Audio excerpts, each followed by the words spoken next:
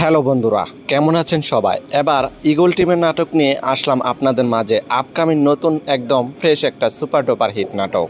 নাটকের নাম হলো জামাই কিসে আটকায়। এই নাটকটিতে অভিনয় করেছেন আপনার আমার প্রিয় জুটি ফিরোজ খান এবং অভিনেত্রী মোমো মাহিরা মাহি। এই নাটকটি আপনি কোথায় কিভাবে দেখতে পারবেন?